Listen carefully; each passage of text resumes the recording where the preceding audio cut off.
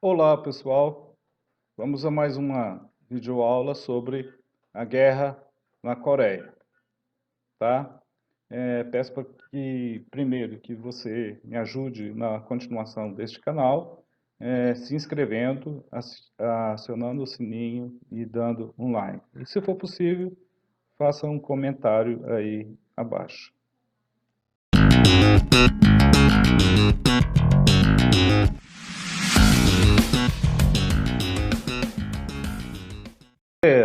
A Guerra da Coreia foi um conflito que aconteceu entre 1950 e 1953, entre a Coreia do Norte e a Coreia do Sul. Iniciou-se quando as tropas norte-coreanas ultrapassaram a fronteira que separa as Coreias, dando início à invasão da Coreia do Sul. Essa guerra foi uma das primeiras manifestações de um mundo bipolarizado, que caracterizou o período aí que nós já estudamos. E se você não estudou, dê uma olhada em outros vídeos que eu já falei desse período chamado Guerra Fria entre os Estados Unidos e a União das Repúblicas Socialistas Soviéticas. Ao longo dos seus anos de duração, a Guerra da Coreia foi responsável pela morte de mais de 2.500.000 pessoas, sendo a maioria civil, e contou com a participação de tropas norte-coreanas, tropas chinesas, americanas e uma modesta participação de soldados soviéticos.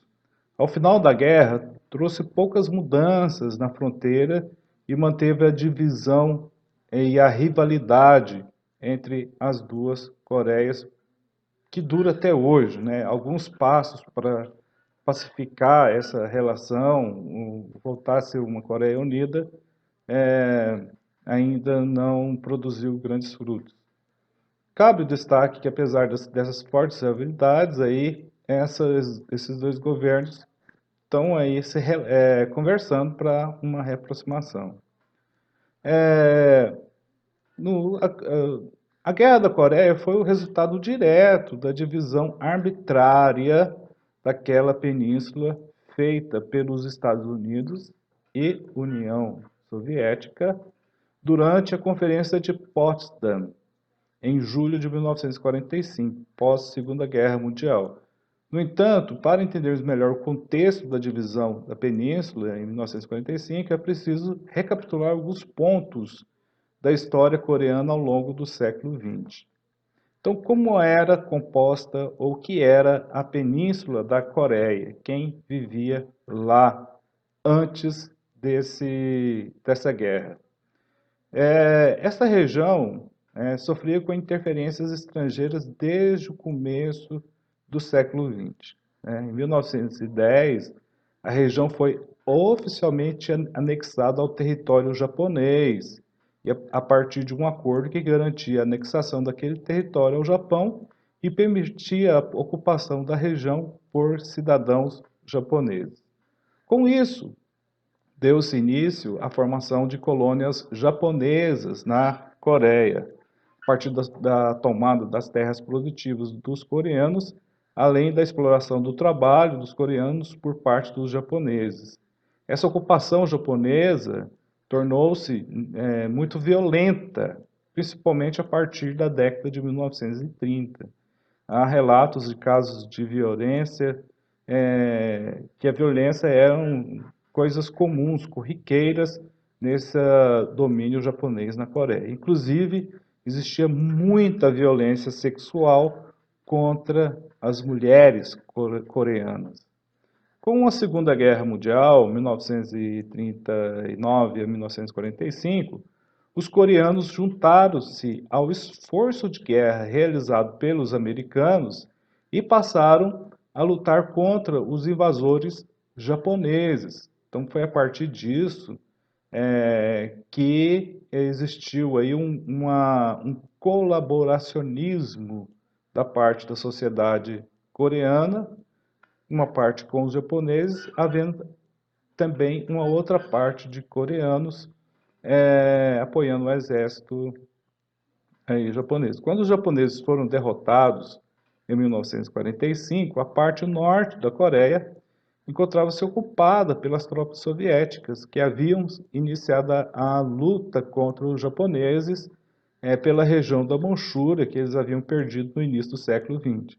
Então foi nesse contexto que os americanos e soviéticos realizaram a divisão da península entre si, cada qual ocupando-a militarmente e desenvolvendo um regime alinhado aos seus interesses. Tá?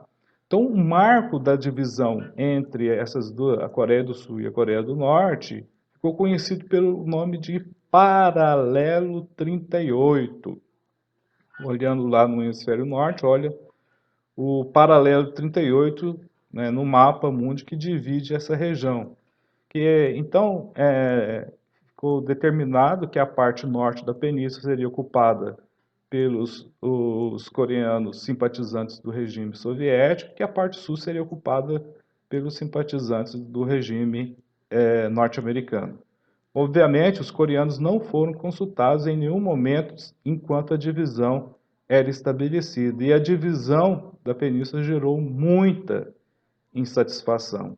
Com isso, vai ocorrer a eclosão da guerra, a partir dessa divisão. Dois governos foram desenvolvidos em cada parte.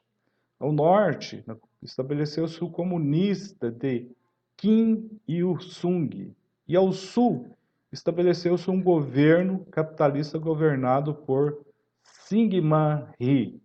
As ocupações de soviéticos e americanos na península foram encerradas em 1948 e 1949, respectivamente. O amplo contato dos norte-coreanos com os soviéticos garantiu-lhes importante suporte econômico e militar. Isso alimentou a ambição de Kim Il-sung de unificar toda a península sobre a sua liderança. Para que isso fosse possível, buscou o apoio dos soviéticos para organizar a invasão da Coreia do Sul. Neste período, Stalin, que estava no poder na União Soviética, a princípio não apoiava a ideia de uma invasão à Coreia do Sul, pois não queria assim ter um conflito aberto com os Estados Unidos e gerar uma outra guerra. No entanto, a ocorrência da Revolução Chinesa, que nós também já estudamos em vídeos anteriores, e a ameaça de que a China se tornasse uma nação influente na Ásia, que a própria União Soviética fez com os soviéticos, que a própria União Soviética fez com que os soviéticos mudassem de ideia. Mesmo assim, o apoio soviético para a Coreia do Norte foi mais em questões logísticas e de suprimentos do que militar. Os chineses, a partir da pressão soviética, forneceram milhares de soldados do seu exército que lutaram na Guerra Civil Chinesa e garantiram a vitória dos comunistas chineses em 1949. Esses soldados, apesar de chineses, eram etnicamente descendentes de coreanos e engrossaram as linhas do exército norte-coreano. A guerra entre as Coreias vai eclodir em 25 de junho de 1950, quando as tropas norte-coreanas iniciaram a invasão à Coreia do Sul. Rapidamente seguiu-se uma reação internacional contra a ação dos norte-coreanos. A ONU, em 27 de junho de 1950, condenou essa invasão e aprovou a coalizão estrangeira, que fosse organizada para interferir no conflito em defesa da Coreia do Sul. Essa decisão partiu da resolução 83 do Conselho de Segurança. A Guerra da Coreia pode ser dividida em fases, tá?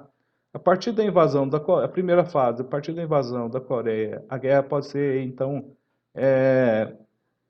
ter como primeira fase, propriamente dita, o seu início que ocorreu em junho e setembro de 1950. As forças norte-coreanas beneficiaram de seu maior poderio militar, e quase conquistaram toda a Península Coreana, isolando as tropas sul-coreanas ao perímetro de Pusan. A segunda fase da guerra foi caracterizada pelo predomínio das forças sul-coreanas, com a entrada em massa do exército americano no conflito. Essa fase estendeu-se de setembro a outubro de 1950. Iniciou-se com uma importante ação dos norte-americanos na defesa do perímetro de Pusan. As tropas americanas também foram importantes para a reconquista do território sul-coreano, sobretudo a partir do desembarque de tropas em Incheon. O avanço dessas tropas americanas e sul-coreanas sobre o território norte-coreano gerou uma resposta da China que temia os ataques das tropas americanas em seus territórios.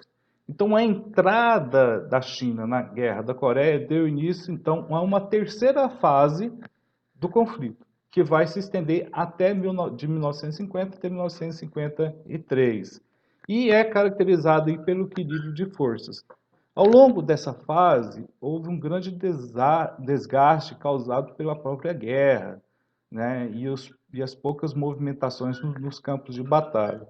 As tropas lutaram próximo ao paralelo 38 e resultaram na negociação de uma trégua em Panmunjom, que foi assinado oficialmente em 27 de julho de 1953. A trégua, apesar de ter sido negociada como algo temporário, colocou fim ao conflito. Algumas mudanças de fronteira aconteceram e foi estabelecida uma zona desmilitarizada, que tem até hoje, na fronteira entre os dois países. A relação entre as Coreias permanece tensa, né? A região do paralelo 38 é a região mais tensa do planeta. No entanto, existem alguns observadores, alguns analistas aí internacionais que dizem, até com otimismo, né, a possibilidade de uma reaproximação das duas Coreias no futuro. Mas isso é somente uma hipótese.